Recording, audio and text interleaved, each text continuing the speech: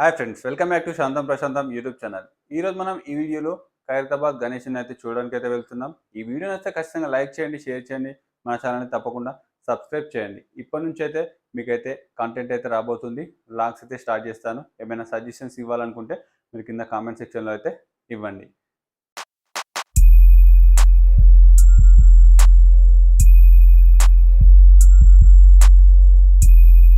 Friends, ఇప్పుడైతే మనం tank bund దగ్గర అయితే ఉన్నాము. ట్యాంక్ బండ్ మీదుగా మనం అయితే ఖైరతాబాద్ వినాయకుడిని అయితే చూడడానికి అయితే వెళ్తున్నాము. ఇక్కడ చూడొచ్చు మీరు, ట్యాంక్ బండ్ ఏరియా ఇది వచ్చేసి. ఇటు బ్యాక్ సైడ్ ఉన్నది వచ్చేసి మనకు ట్యాంక్ బండ్కి కమాన్ అన్నమాట. ముందు చూడొచ్చు మనకు హుస్సేన్ సాగర్ అయితే కనిపిస్తుంది. ఇది వచ్చేసి మనకు ఈవినింగ్ టైం ఫ్రెండ్స్, అందువల్ల ఏంటంటే వాతావరణం అయితే ఈ విధంగా ఉంది. మీరైతే చూసుకోవచ్చు అన్నమాట. ఇప్పుడు మనం వినాయకుడిని చూడడానికి అయితే వెళ్ళిపోదాం, పదండి.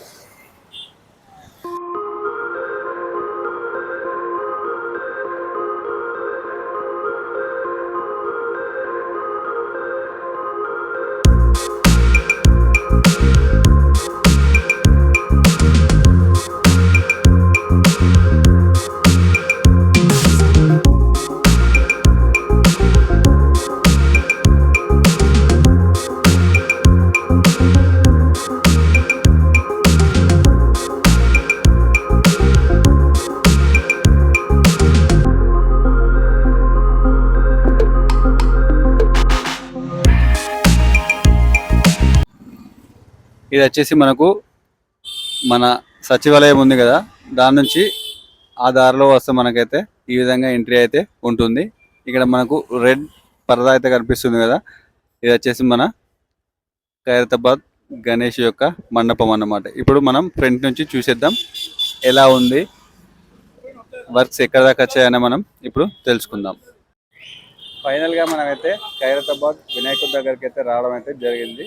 వినాయకుడు వచ్చేసి మనకు ప్రజెంట్ వచ్చేసి ఆదివారం సాయంత్రం 5 గంటలన్నర అయితే అవుతుంది.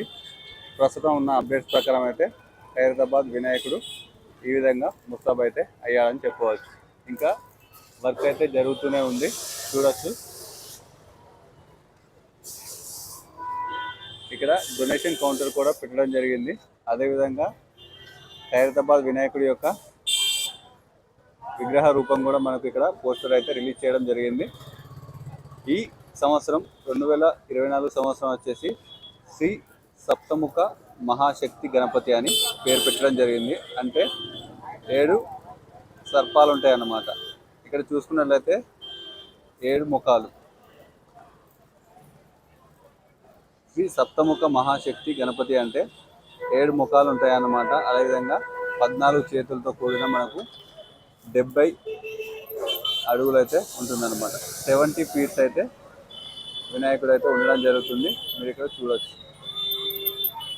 పోయినసారి అయితే 63 అడుగులు అయితే ఉండేది, ఇప్పుడైతే 70 అడుగులు అయితే మీరు చూడొచ్చు.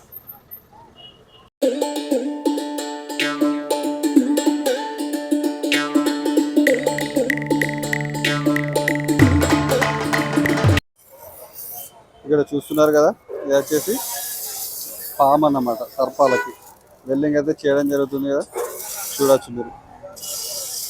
మనం అలా ఖైరతాబాద్ గణేష్ని చూడడానికి వెళ్ళినప్పుడు మనకైతే ఈ తెలంగాణ సచివాలయం అయితే మనకు కనిపించడం జరుగుతుంది. తెలంగాణ సచివాలయం అయితే ఈ విధంగానైతే ఉంటుంది. ముందు వచ్చేసి మనకు ట్యాంక్ బండ్ అయితే ఉంటుంది, హుస్సేన్ సాగర్. అదేవిధంగా మనకు ఇటు సైడ్ చూసుకున్నట్లయితే అమరవీరుల స్మారకార్థం అది ఉంటుంది.